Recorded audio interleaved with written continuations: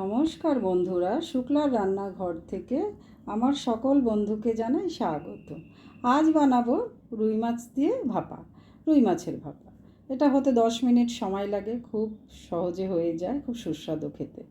আচ্ছা, আমার লাগবে 4 পিস রুই মাছ। আমি 4 পিস নিয়েছি, বেশিও আপনারা করতে পারবেন। আমি পেটি মাছ নিয়েছি, আপনারা চাইলে গাদার মাছও নিতে পারেন। আচ্ছা, হলুদ নুন দিয়ে মাছটাকে মেখে রাখবো। আর মাছে সবসময় হলুদ একটু কম দিলে ভালো হয়, কেন কি মাছ যখন ভাজা হয় হলুদটা পুড়ে গিয়ে মাছের টেস্টটা কমে যায়, তাই হলুদ একটু কমই দেবেন মাছে। আচ্ছা, আমার লাগবে, আমি একটা পেস্ট বানিয়ে রেখেছি সর্ষে পোস্ত দিয়ে।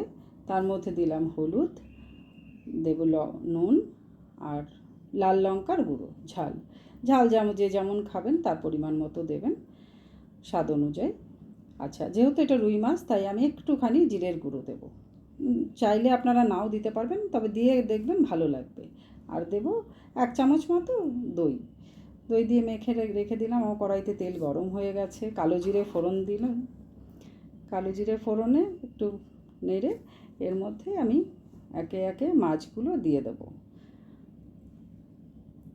মাছগুলো দিয়ে দিলাম। মাছগুলো একটু জ্যান্ত মাছ বলে মাছটা একটু শ্রিঙ্ক করছে, এবং ভাজার পরে এটা ঠিক হয়ে যাবে। আর মাছটা বেশি ভাজবো না, অল্পই ভাজবো, এপিট ওপিট করেই ভাজবো। এপিটটা একটু ভাজবো, ভেজে আমি দেখাচ্ছি। আর বানিয়ে দেখুন, খুব সহজ আর খুব তাড়াতাড়ি হয়ে যায়।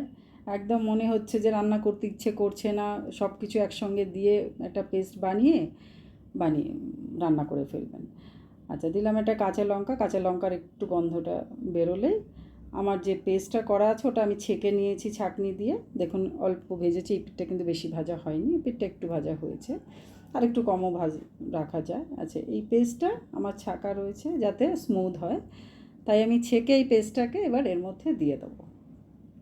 মাছের মধ্যে দিয়ে দিলাম, একটু নাড়াচাড়া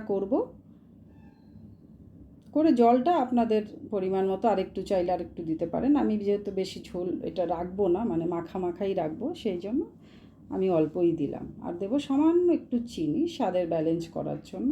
চিনি নুন পুরোটাই আপনাদের স্বাদ অনুযায়ী দেবেন। এই মাছটা এবার একটু নেড়ে আমি ঢাকা দিয়ে দেবো। ঢাকা দিয়ে ওই 5 থেকে 6 মিনিট মাছটা ঢাকা রাখবো।